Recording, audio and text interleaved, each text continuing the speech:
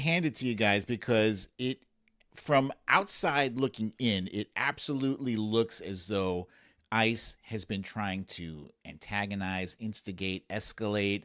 They're trying to provoke some kind of visceral reaction from your citizens, and for the most part, you guys have you've maintained some discipline and remained peaceful. Oh, in Minneapolis proper, I would say ICE's approval rating is probably like 1%. Like I have yet to meet an actual Minneapolis resident who is anything but like totally appalled by this. But yeah, I mean, so people on the ground here in the city, I mean, everybody's just absolutely horrified about what ICE is up to and really trying their best to protect their neighbors. And I think even, that's kind of more of like a regional sentiment because as things have gotten tougher for ICE in the city, they've become more active in the suburbs here, which are a little bit. But while they do that, I mean, then that kind of like radicalizes people in the suburbs against them too, because even in my hometown, which is Forest Lake, Minnesota, which is an exurb, my mom still lives up there. Like they've closed down Mexican restaurants because ICE is active up there, and like even in these places that are quite red, I don't think what ICE is up to has been popular because the lived experience of people is that these are our neighbors, violent criminals. Like even if it's someone who may not be, have like legal status to be here. In almost every instance, these are community members. These are people whose children are citizens.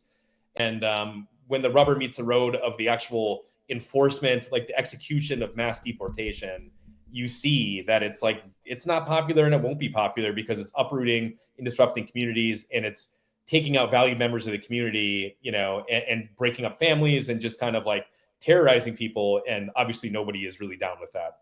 So they are taking people who are contributing to our society and they're brutalizing them. Especially like I've started to see more and more from like small business owners where like this is really bad for them because people aren't like going out as much. It's just kind of scary. Like even just going out and running errands, when ICE is blasting through intersections and gassing people kind of at random, like even my family, like with our kids, we've kept them home a lot more and done a lot less because it's just risky. There's kind of this sense of like simmering low level conflict at all times, because ICE, they're active throughout the day into the evening. They're doing raids, like, they've been harassing people at bus stops and outside of schools. And, Yeah. there was just a lawsuit today from a major school district in Fridley, which is like an inner ring suburb, suing to get ICE like away from the school, because like they hang out right around the entrances, they hang out at bus stops. Like ICE definitely needs to get out of here for the sake of this community.